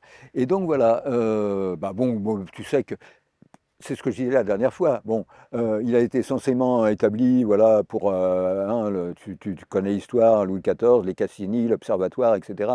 Mais bon, tout ça, c'est des réalités qui se sont greffées, dans des réalités que je qualifierais de politiques et d'administratives, qui se sont greffées a posteriori sur une réalité qui préexistait, mais voilà, d'une façon, comme je te disais, comme je te parlais du cristal hexagonal de Strabon, comme je te parlais de l'îlot du Mai, de Rennes-le-Château qui culmine à 515, toutes ces réalités n'ont pas attendu ni Louis XIV, ni même Clovis, ni même, tu vois, bon, pour exister et pour être des pierres d'attente de cette ultime terre promise, qui n'est terre promise que parce qu'elle servira de réceptacle, de support à la descente de la Jérusalem céleste. Hein, bon, là, on est dans la tradition judéo-chrétienne, mais cette Jérusalem céleste, naturellement, elle n'appartient à personne. C'est quoi la Jérusalem céleste? C'est l'analogue pour la fin du cycle de ce qu'était à l'origine le paradis terrestre. Et sur le plan symbolique, c'est intéressant parce que le paradis terrestre est toujours représenté comme un jardin clos et entouré d'un cercle. Hein, l'ortus conclusus des médiévaux, c'est un cercle. Alors pourquoi le cercle? Parce que le cercle, c'est le lieu des potentialités, des virtualités en germe. Et à la fin, toutes les possibilités qui étaient en germe, elles se sont cristallisées ultimement, tu vois, elles se sont solidifiées, cristallisées, et c'est pourquoi la Jérusalem céleste revêt le symbolisme minéral de la ville, tu vois. Bon. Et la quadrature du cercle, la fameuse quadrature du cercle, bah c'est ça, c'est ce qui était rond à l'origine le paradis terrestre, porteur de toutes les virtualités, de toutes les possibilités, qui étaient destinées à passer de la puissance à l'acte au cours d'un cycle d'humanité, eh ben, elle se cristallise, à la toute fin, sous l'apparence minérale de la Jérusalem céleste. Et cette Jérusalem céleste, c'est aussi la citadelle dans l'hermétisme occidental, qui a la propriété, si tu veux, bon, c'est une filiation ésotérique, qui a la particularité intéressante d'être commune aux trois religions abrahamiques. Si tu veux, l'ésotérisme est commun au catholicisme, au judaïsme, à l'islam. Et pour l'hermétisme, l'équivalent exact de la Jérusalem céleste, c'est la citadelle solaire des Rose-Croix, qui elle aussi descend du ciel en terre. Ça veut dire quoi tout ça? Ça veut dire que, bon, puisqu'on est à la toute fin du cycle, et que je vous ai assez bassiné, rebattu les oreilles avec l'illusion de la matérialité, etc., etc. Bon, à la fin du cycle, l'immatériel prend contact avec notre irréalité à nous, hein, d'une façon transitoire, encore une fois, pour que le cycle s'achève, c'est une phase, voilà. Et ça se fait sous les apparences de la matérialisation, d'une cristallisation pardon, ultime, mais ça veut dire que toutes ces possibilités négatives-là, qui sont en train de sortir là, du puits de l'enfer actuellement sous nos yeux, sont destinées à être à la fois cristallisées et retournées. Voilà. Puisque toute réalité prend sa source, qu'elle soit positive ou négative, prend sa source dans cette immatérialité, hein, qui, d'échelon en échelon, de monde en monde, nous reconduit à la source. Donc rien ne peut être retranché de ces autres dimensions. Mais simplement, ces réalités négatives doivent être transmuées. Bon, c'est le but de la quête alchimique. Hein. On part de la materia prima, on part de la... Bon, certains la connotent cette materia prima très très négativement, quoi. C'est l'excrément, c'est ce qu'il y a de plus bas, de plus vil, et c'est destiné à être transmué pour aboutir à la pierre philosophale, qui est la pierre d'immortalité, qui est notre lapsit exilis de Wolfram, etc., qui est l'émeraude tombée du front de Lucifer, et qui est destinée, ça s'appelle l'apocatastase en langage savant, qui est destinée justement, dans la conversion ultime, hein, à réintégrer le front de Lucifer pour cette ultime conversion, pour cette réconciliation finale, cette transmutation ultime où toutes les possibilités négatives seront transmuées et réintégrées Et alors, dans cette même perspective, si tu veux, finale, extrême, ultime, je parlais de la citadelle solaire des Rose-Croix et de l'hermétisme, parce que le but de l'initiation hermétique était le même que le but des petits mystères antiques. C'est-à-dire, c'était la réintégration dans l'état primordial. Tu vois. Et le véritable état de Rose-Croix, hein, véritable. Il ne s'agit pas du tout des organisations pseudo-rosicruciennes, hein, auxquelles on peut adhérer, moyennant finances, etc. Non, non, non, ça c'est de la pseudo-spiritualité, c'est de la parodie, c'est de l'ersatz, hein, dont notre époque regorge. Non, non, le véritable état de Rose-Croix, c'est l'état, dans la terminologie hermétiste, la réintégration du centre de notre état d'existence. Donc, la même chose, maître du temps, de l'espace, etc. Et à la fin du cycle, encore une fois, pour que la boucle se boucle. Mais faut pas avoir l'image d'une boucle, du serpent qui se mord la queue, dans une pure vision horizontale, ce qui ne servirait à rien. Pourquoi tout ce cycle s'il s'agissait, encore une fois, si la fin coïncidait avec le début? Non, parce qu'il ne faut pas perdre de vue que il s'agit d'une spire ascendante. Hein. Il s'agit d'une spirale ascendante et chaque tour de spire nous propulse d'un degré, si je puis dire, hein, c'est symbolique bien sûr, sur l'axis mundi. Hein. Donc en apparence, le serpent se mord la queue, mais en ne perdant pas de vue qu'on a gagné un degré sur l'échelle, hein, qui nous réintègre à la source ultime. Voilà. Et cela étant dit, pour ce qui est de l'humanité, il faut que nous retrouvions à la toute fin l'état dans lequel nous étions au début, hein, c'est-à-dire au centre de notre état. Eh bien, Guénon, je crois que c'est à la fin de la crise du monde moderne, nous dit en toutes lettres que ce qui subsistera de la communauté humaine à cette époque-là est destiné, alors dans son ensemble, hein, à être réintégré dans cet état primordial. Donc, pour tous ceux qui sont stressés actuellement, qui ne savent pas ni d'où on vient, ni où on va, qu'est-ce qui va nous arriver, je leur dis, si vous accordez le moindre crédit, ne fût-ce que par hypothèse d'école, à ce que je suis en train de vous raconter, je veux dire, mais l'avenir, on n'ose même pas l'imaginer tellement il est prodigieux pour nous. Donc là, c'est un très, très, très, très mauvais moment à passer. Et encore nous a-t-il été adouci, édulcoré par nos anges gardiens, parce que ce qui nous attendait, en principe, ça devait être bien pire. L'avenir, c'est ça. C'est la réintégration pour nous tous, hein, dans cet état primordial. Donc c'est un véritable saut quantique, je veux dire. On passe à une autre dimension, on sera revêtu dans notre corps de gloire, dans notre corps de résurrection, on vibrera sur de plus hautes fréquences, hein, encore une fois, tout est symbolique, hein, bon. Et voilà ce qui nous attend, donc c'est absolument prodigieux. Donc ça mérite qu'on serre les dents et qu'on courbe le dos actuellement, mais c'est ça, c'est ça. Et vous ne pouvez pas imaginer à quel point l'écran qui nous sépare de l'autre côté du miroir, c'est-à-dire du post-mortem, quoi, hein, bon, à quel point il est poreux, je veux dire. Hein, le Styx, le fleuve des enfers, il se franchit à gué dans l'un et l'autre sens, surtout à la période actuelle. Donc, alors, j'allais dire, bon, quelqu'un l'a dit avant moi, hein, bon, c'est pas forcément une référence pour moi, mais bon, mais n'ayez pas peur. La peur, c'est la pire des émotions. C'est l'émotion négative par excellence, dont se nourrissent, dont se délectent les entités, les prédateurs cosmiques, les vampires, là, hein. Et puis en bas lieu, c'est le moyen idéal avec lequel on vous fait faire tout ce qu'on veut. Je veux dire, bon, à la limite, on va vous mettre des boulets aux pieds, des chaînes, mais c'est la pire dictature que le monde ait jamais connue. Et tout ça grâce à la peur. Donc n'ayez pas peur. L'avenir, il est radieux. Je veux dire, l'avenir, c'est la reprise, c'est la reconnexion avec ce que vous êtes véritablement, avec ce que nous sommes tous véritablement. Nous sommes des exilés qui aspirons à retrouver notre patrie primordiale, notre patrie originelle. C'est ça la spiritualité. Notre pierre au bas du méridien, là, Isis, justement, c'est pas pour rien qu'elle a été cryptée sous le nom d'Isis, justement. Alors pour les aficionados, la fameuse pierre tombale de la marquise de Blanchefort, là, sur laquelle était censé être codé l'endroit la localisation du trésor. Bon, alors ça a été décodé, alors je m'excuse, je fais une référence à ma propre production.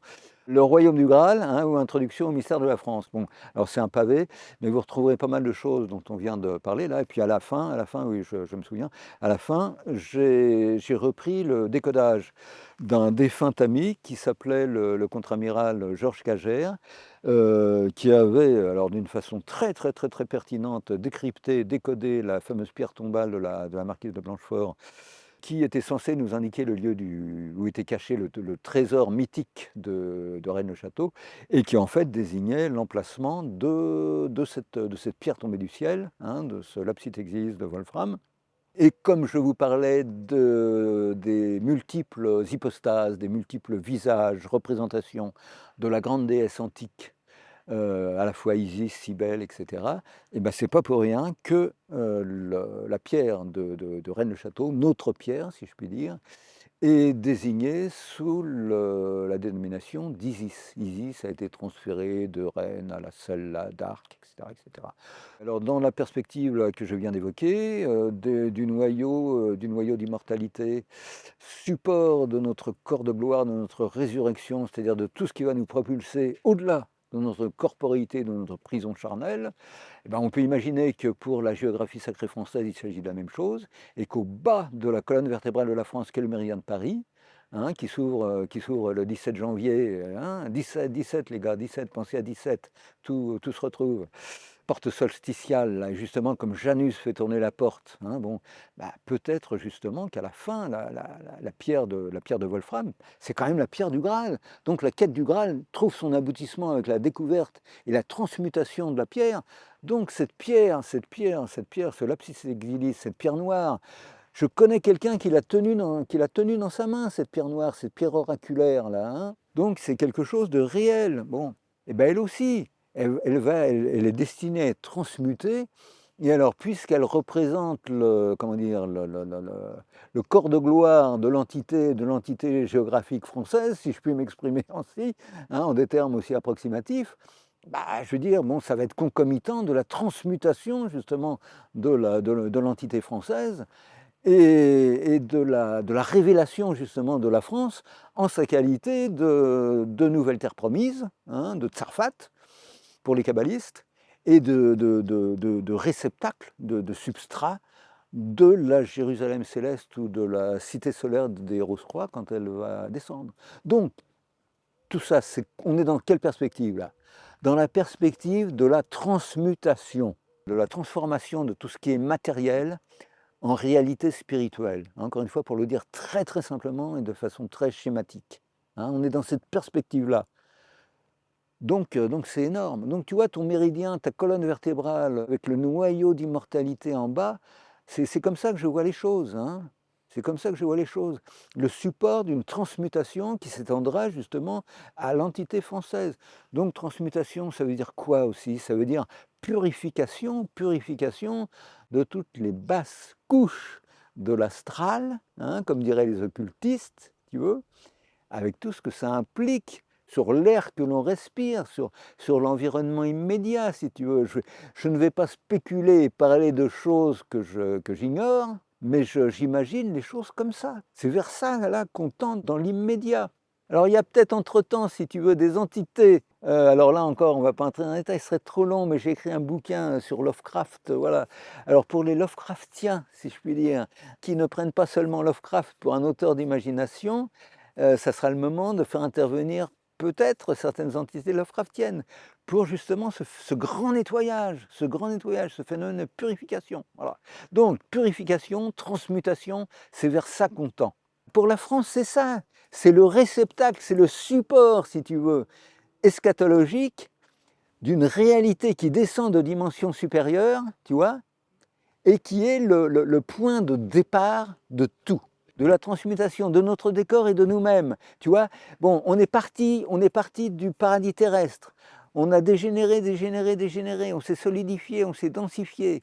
Et là, c'est la Jérusalem céleste, c'est la cité solaire des Rose-Croix qui descend, si tu veux, pour rétablir toute chose, tu vois. Bon, comment dire, Les dimensions dans lesquelles on se retrouvera à vivre là, ça sera des dimensions qui seront concomitantes d'une transmutation totale, à la fois de l'entité géographique française. Alors, dans d'anciennes légendes, il est dit que ce qui est actuellement des cailloux, c'était des diamants. Bon. Et les gens qui ont fait une NDE, c'est classique, c'est connu, hein, bon.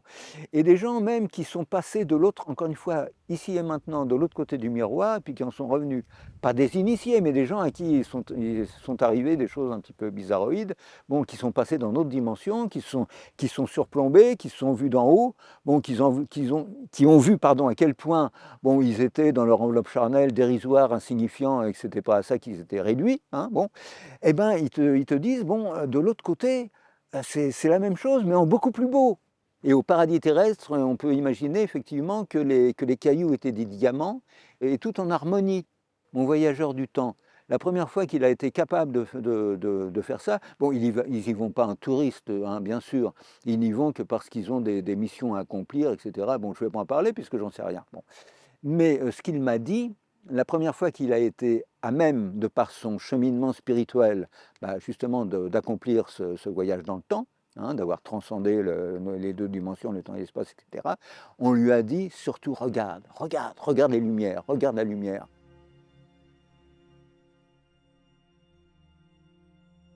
Alors les Templiers, si tu veux, là encore pour faire court, les Templiers qui étaient très fortement comment dire, impliqués dans le Razès. Ben justement, les Templiers, bien sûr, puisque c'était les gardiens de la pierre sacrée du Razès. C'est pas pour rien que Wolfram d'Esquenbar en était un lui-même de Templier. Tu vois?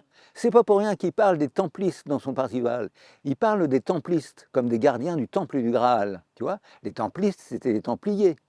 Donc, comme le protagoniste majeur dans le Parzival de Wolfram, c'était notre pierre, c'était la pierre dont je viens de parler là, hein, le noyau d'immortalité, le germe d'immortalité de la géographie sacrée française, celle sur qui s'appuiera la Jérusalem céleste, ça sera la pierre de fondation, hein, ça sera la pierre Chétia, comme on dit dans la tradition juive, si tu veux. Il y a la pierre Chétia, c'est la pierre de fondation du temple de Jérusalem. Donc la pierre dont on parle, c'est la pierre Chétia, c'est l'équivalent de la pierre Chétia pour ce temple de Jérusalem étendu, si tu veux, aux dimensions de Tsarfat, de la France, tu vois. Hein, j'utilise là un petit peu une terminologie kabbalistique, mais bon. Et donc les templistes étaient gardiens de cette pierre-là. Tu vois, c'est pour ça que c'est pas innocent, bon, qu'il y a un lien entre le temple de Salomon, auquel étaient associés bien sûr les Templiers, hein, ça c'est trop évident, hein, et leur fonction dans le Razès. Hein. C'était deux temples, c'était deux modalités différentes d'un temple spirituel, d'un temple immatériel. Et ils gardaient au bas du méridien, ils gardaient cette pierre sacrée. C'était pas rien, les gardiens de la pierre sacrée. Tu vois, dans le temple du Graal, Wolfram parle, et il le localise en plus. Et bon, globalement, si tu veux, c'est le microcosme du Razès. Le temple du Graal, c'est ça. Donc ça veut bien dire ce que ça veut dire. Et la pierre du Graal, c'était ça. Donc ils gardaient le Graal. C'était les gardiens du Graal. C'est pas rien. Et en plus, leur fonction historico-spirituelle, si je puis dire, aux Templiers, ils faisaient le lien entre, parce que ça on n'en a pas encore parlé, entre ce qu'on appelle l'Agartha ou Shambhala dans les légendes indo-tibétaines. C'est-à-dire le centre spirituel caché dans lequel a été gardée, conservée, symboliquement, la tradition primordiale. Hein, quand je disais tout à l'heure, quand elle n'a pas pu subsister aux yeux de l'humanité entière, du fait de l'obscurcissement des consciences, de la dégradation, du processus cyclique, etc., cette tradition primordiale a été obligée de s'occulter. Où est-elle allée, si je puis dire, si on peut parler de localisation d'une tradition spirituelle, mais bon, c'est symbolique, elle a été gardée dans l'Agartha, dans le royaume secret souterrain, à propos duquel René Guénon a écrit un livre fondamental qui s'appelle Le Roi du Monde, qui a été publié en 1927. C'était concomitant du transfert de l'Agartha, de ce royaume légendaire indo-tibétain, hein, l'Agartha ou Shambhala, il y a énormément de gens qui connaissent, si tu veux. Et bien ce royaume, qui est le royaume du roi du monde, du vivant de Guénon, il a été transféré en France. Alors, sous la localisation, je ne sais pas, puis il y a eu comment dire, ça s'est fait en plusieurs étapes, mais c'était concomitant de la naissance, de la mort de Guénon, tu vois, voilà. Et notre pierre du Graal, notre pierre, notre lapsit exilis, il, il a voyagé, ce lapsit exilis. Il a voyagé pour aller où? En 1328, quelques années après la destruction de l'ordre du Temple, quand le lien spirituel a été rompu. Ça a été une étape, si tu veux, très sombre dans l'histoire de l'Occident, hein. C'était une accélération dans le processus d'éloignement de nos réalités spirituelles, parce que les Templiers faisaient le lien entre l'Agartha, entre le royaume souterrain, et puis nous. Enfin, nous je veux dire les Occidentaux, tu vois. Ça veut dire qu'il y a vraiment des réalités souterraines, absolument, absolument. Et donc, ces Templiers gardiens du lapsit exilis, de notre pierre de fondation de Tsarfat, hein, de la nouvelle terre promise, en 1328, cette pierre a quitté l'Eurasès, tu vois, pour signifier, c'était un intersigne, comme il dit Goethe, tu vois, cette sombre phase où l'Occident, c'est par la disgrâce de Philippe le Bel, tu vois, a rompu le lien qui existait, grâce là aux Templiers, entre comment dire, disons la chrétienté pour faire simple, hein, et puis la périphérie, et le centre suprême, le centre spirituel suprême, détenteur de la tradition primordiale. Et pour signer justement cet épisode très sombre de l'histoire spirituelle de l'Occident, en 1328, la pierre a été réintégrée dans le centre spirituel suprême. Et elle en est revenue longtemps après, en trois étapes, parce que la pierre, comme toute réalité, elle est le support. Alors bon, il y a d'abord le support matériel, la pierre dans sa matérialité. Il y a la pierre comme support d'une réalité psychique, hein, animique, qui fait l'interface entre la matière et l'esprit.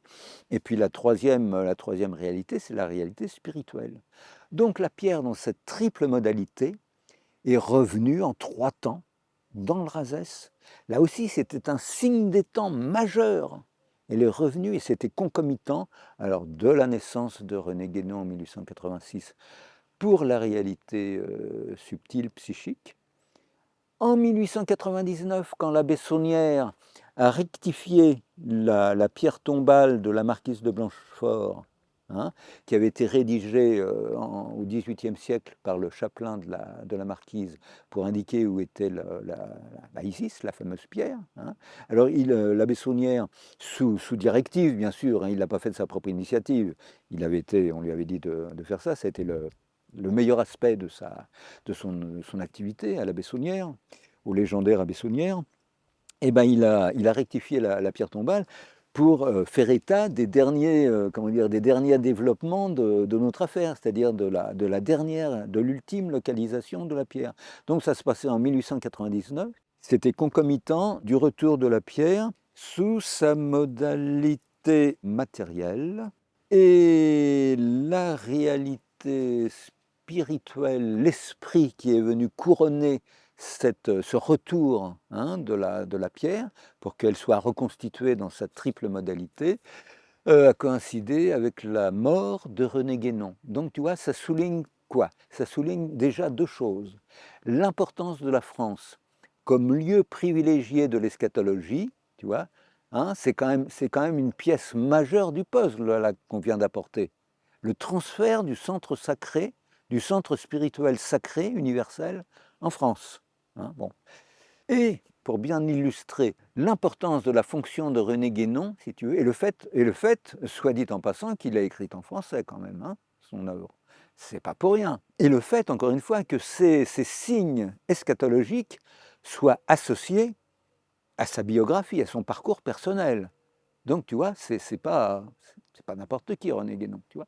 La France a noué justement à l'époque qui nous intéressait tout à l'heure, à l'époque des Templiers, à l'époque de Saint-Louis, a noué des relations avec le continent américain, avec les Amérindiens.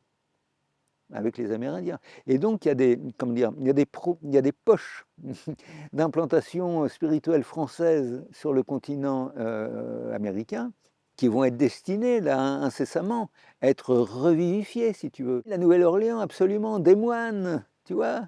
Des moines. Voilà, tout ça, oui, absolument. Il y a eu des relations, entre les Templiers et puis, justement tout ça.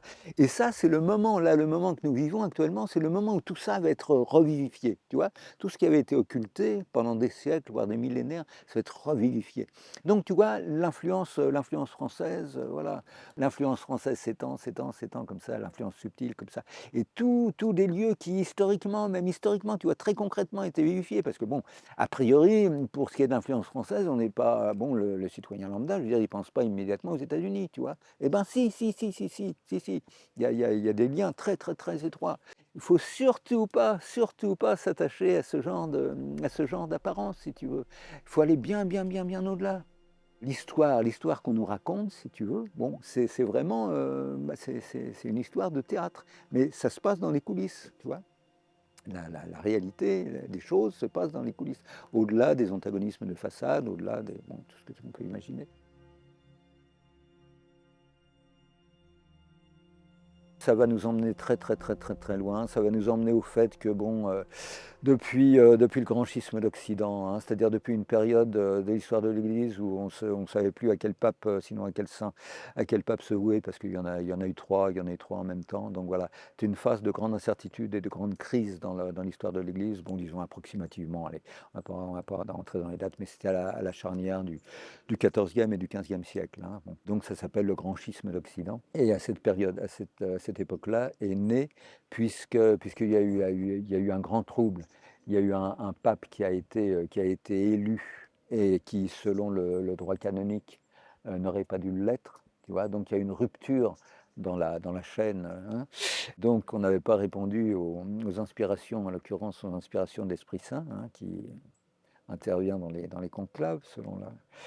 Et donc est née une église qui, là encore, souterrainement, a été dépositaire, encore une fois, de la mission que lui avait donnée le Christ, enfin, etc., etc. Bon. Alors que l'église officielle, l'église vaticane, si tu veux, avait trahi, hein, avec un intersigne bien net, si tu veux, un pape qui n'aurait pas dû être élu, est née à cette époque-là une église, c'était la véritable église. Alors elle a perduré souterrainement au cours des siècles. Alors il s'est passé quelque chose, c'est que cette sainte église, naturellement, il y a une succession pontificale, et c'était ces papes qui détenaient le dépôt de pierre. Voilà, en termes techniques, le dépôt de pierre. Voilà.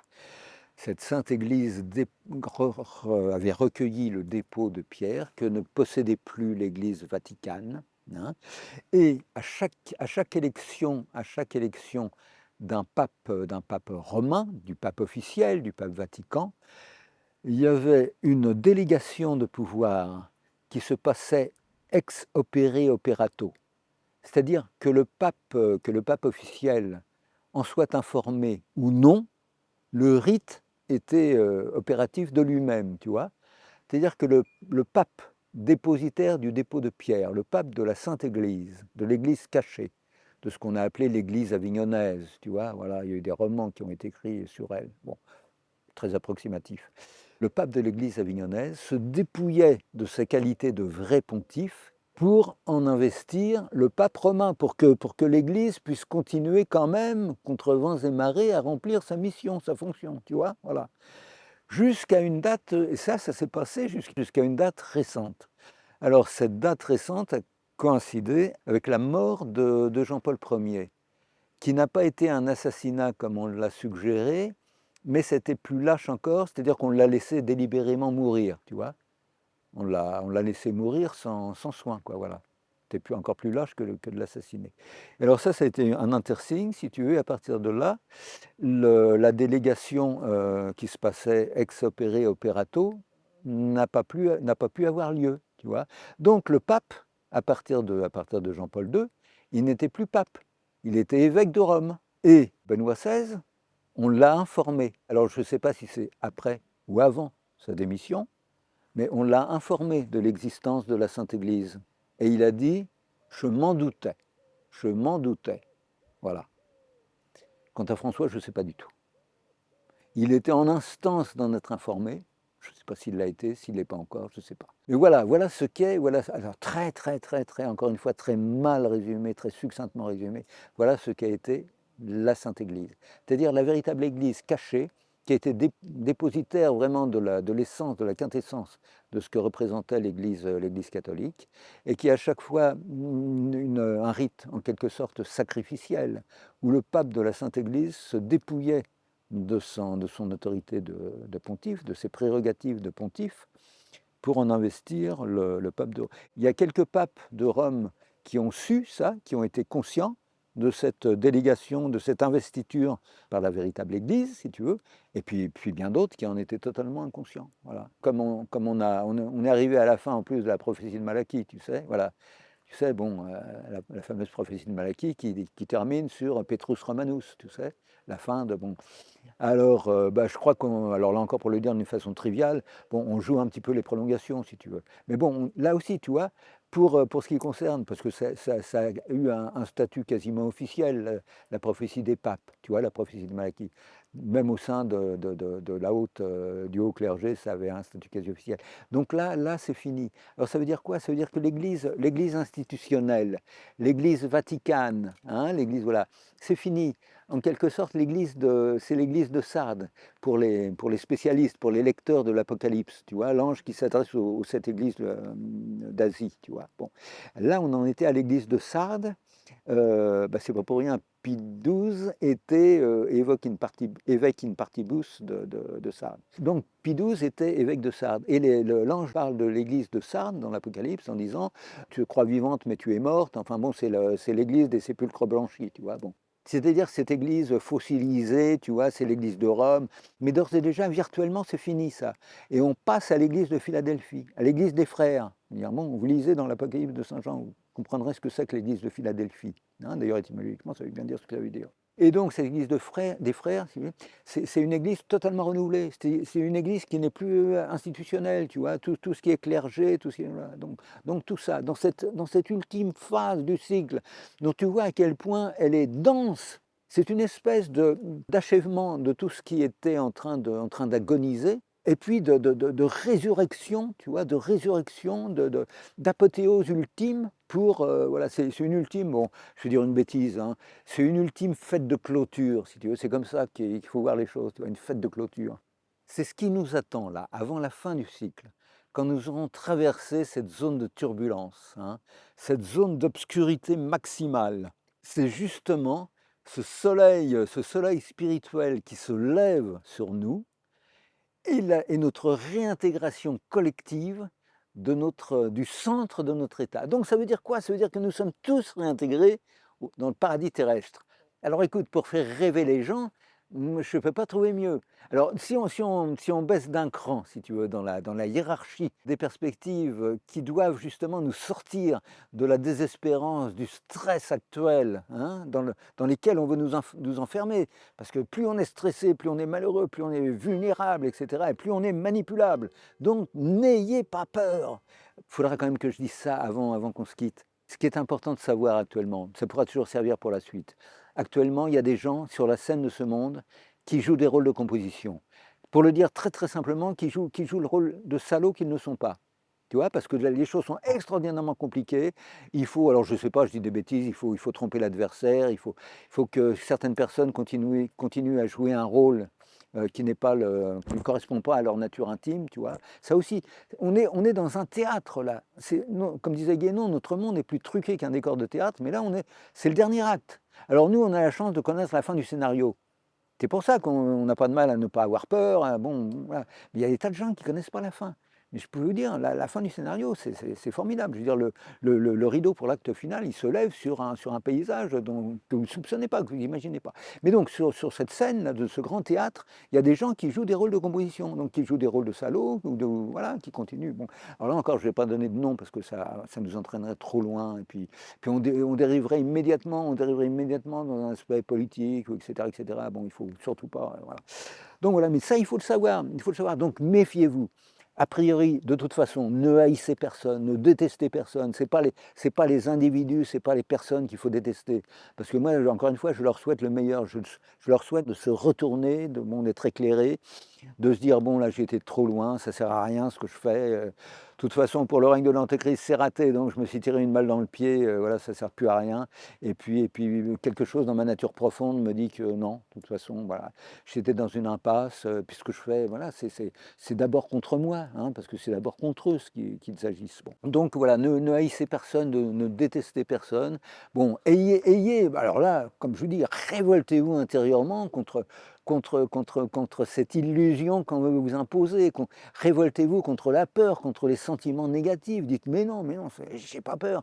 C'est un cauchemar, c'est un mauvais rêve. Donc il suffit que je tape du poing sur la table pour m'en éveiller. Et à partir de là, bon, bah, tout doute. Vous êtes spectateur de quelque chose qui va vous amuser. Je veux dire, bon, hein, bon, j'exagère un petit peu, parce que même moi qui suis censé connaître la fin du scénario, ça me tape quand même considérablement sur les nerfs, hein, mais bon.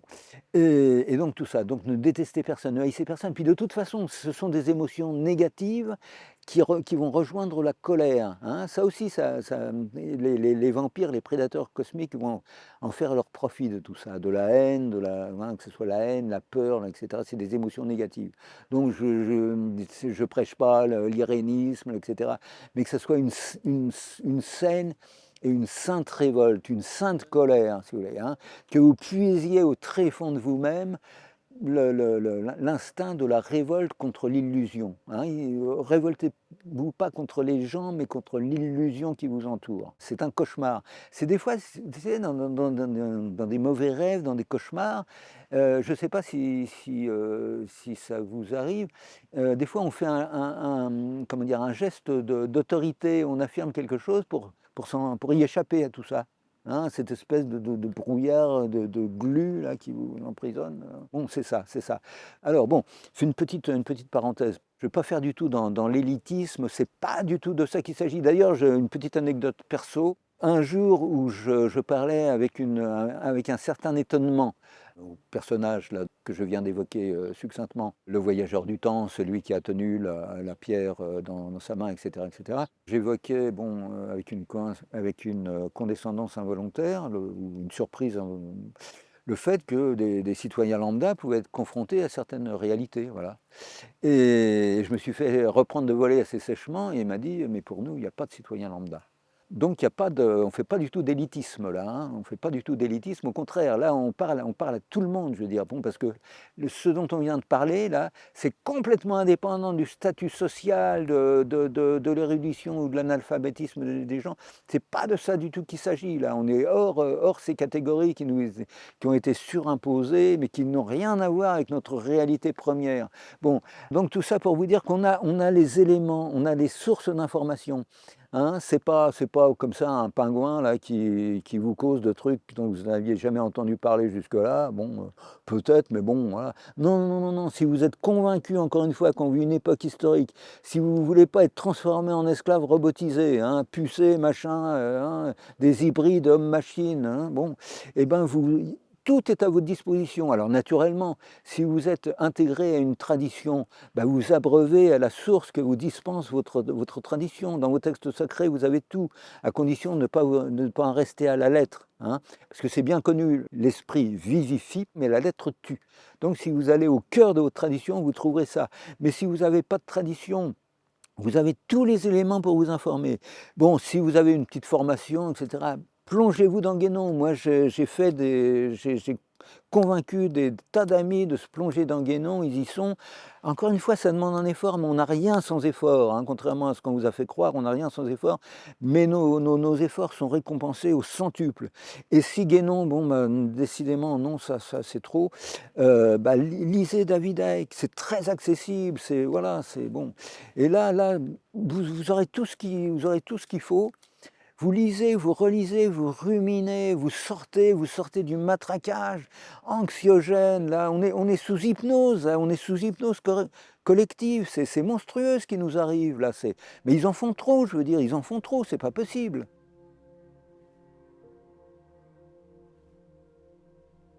C'est vrai que l'époque que nous vivons, bah, ça a été non seulement une époque de négation de la spiritualité, mais plus grave encore, si je puis dire, parce il vaut mieux nier carrément la spiritualité que la contrefaire, que s'en servir pour des finalités ou troubles ou carrément inversées, tu vois.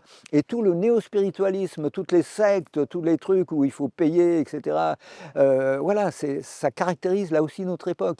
C'est pour ça, là encore, je me permets d'insister, lisez Guénon, parce que s'il y a quelqu'un qui a mis en garde, justement, globalement, contre le danger des sectes, de tout ce qui s'appelle néo-spiritualisme, de toutes les voies de garage, hein, bon, dans lesquelles on peut enfermer tous les gens qui s'imaginent qu'ils ont des... Voilà, bon.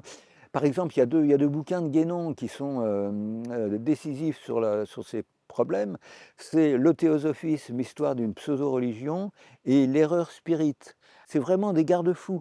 Ça vous permet d'échapper aux pièges qui vous sont tendus là. Mais ce que j'espère, bon, justement, parce qu'on n'en finirait pas de de détromper les gens. Si on va au coup par coup, si tu veux, on n'en finira pas.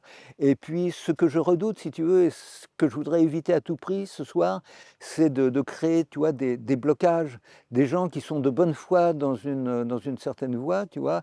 Ah, il a dit ça, mais non, non, c'est pas sympa, tu vois, non, non. Là, on est vraiment dans l'unité, dans l'universalisme, dans la solidarité. Alors, d'où qu'on vienne, si tu veux, d'où qu'on vienne, même si notre bagage, il est notoirement insuffisant, même si on vient de nulle part. Moi, personnellement, je te l'ai dit au début, je venais de nulle part. Et puis, j'étais totalement insatisfait de l'univers dans lequel on me faisait vivre. Puis, tu vois, de fil en aiguille, bon, voilà, enfin, je suis tombé, non, on m'a indiqué Guénon, et ça a été absolument décisif. Mais oui, ce que je voulais dire, c'est ce que j'espère, c'est que les choses vont tellement, tellement, tellement vite, et que le coup de balai va être tellement décisif, si tu veux, que le danger sectaire, le danger des voies de garage, le danger du néo-spiritualisme, etc., il va se dissoudre, s'évanouir comme brume au soleil matinal, tu vois. C'est ce que j'espère. Et le soleil matinal, bon, bah, tu as bien compris, c'est tout ce qu'on attend, hein, la transmutation finale, la réaffirmation, la remanifestation par l'intermédiaire du Dux du 515 de la tradition primordiale, la descente de la Jérusalem céleste, la transmutation à la fois de nous d'abord de l'entité géographique française et puis par cercle concentrique de la planète entière, hein. Parce qu'au final, il y a un nom divin dans le judaïsme qui est Shaddai. Alors selon une certaine interprétation, manipulation des lettres, Shaddai c'est celui qui dit au monde assez. Bon. Et donc, l'impérator, le dux, le Mahdi des musulmans, le Ghazardoling des Tibétains, etc., celui qu'on attend là immédiatement, celui que d'illustres personnages attendent aussi, hein, bon. C'est en quelque sorte le Saint Jean-Baptiste, le précurseur immédiat de la dernière descente divine. Là encore, hein, on est dans le même registre de réunification, de réunion de ce qui était épars. Il précède le retour de la dernière descente divine, qui est alors pour les judéo-chrétiens, le retour du Christ glorieux, la seconde venue du Christ, du Messie pour les juifs, de Seyna Aïssa pour les musulmans, parce que les musulmans attendent le retour de Seyna Aïssa, hein, de notre Seigneur Jésus, hein, que ce soit bien clair. Bon. Pour les bouddhistes, c'est le Bouddha Maitreya. Pour les hindous, c'est le Kalki Avatara, c'est le 10e Avatara. Et il se trouve que, si on creuse un petit peu, il y a des liens organiques, mais absolument prodigieux, entre toutes ces dénominations diverses. Par exemple, pour les hindous, le 10e Avatara entretient des liens étroits avec le 9e Avatara. Et le 9e Avatara, c'est l'Avatara pour les étrangers, hein, pour les hindous. L'Avatara pour les étrangers, qu'est-ce que c'était? C'était le Christ souffrant, le Christ de la première venue. Donc, comme le 10e Avatara des hindous a un lien étroit avec le Christ pour les étrangers, bah, voilà, la réunification finale, là, elle est toute trouvée. Pour les hindous, le Kalki Avatara, le 10e Avatara, qui a un symbolisme, le symbolisme du cheval blanc, etc., etc., bon, c'est le même que celui du Christ glorieux. Bon, c'est clair. Pour les bouddhistes, ça sera pareil. Pour les musulmans, la question ne se pose pas, puisque c'est Sayyidina Issa, c'est notre Seigneur Jésus. Pour les chrétiens, bon, bah, ils sont censés attendre la venue du Christ glorieux et la seconde venue qui est la seconde venue du Christ. Pour les Juifs, bon, bah, ce sera le Messie, bon, ils n'ont pas reconnu le Christ souffrant encore que pour les Juifs, il y a bien des nuances. Et il y a aussi, que je salue, il y a des Juifs messianiques, c'est-à-dire qui sont restés dans le judaïsme, tout en sachant que Jésus, le fils de David, était le premier Messie, mais le Messie souffrant. Et donc dans le judaïsme aussi, il y a deux Messies, il y a le Messie souffrant, et puis il y a le Messie fils de Joseph, et le Messie fils de David. Donc tout se retrouve, et à la fin, il n'y aura plus de problème, on ne se posera plus de questions. Ça sera la même chose pour tout le monde, ce sera la divine surprise, et ce sera cette dernière descente divine. Alors, comme selon le nom divin Shaddai qui dira au monde assez, et qui nous fera passer au-delà du mur de feu qui nous sépare du cycle suivant. Ça sera l'arche, si tu veux. Voilà, ce sera l'arche.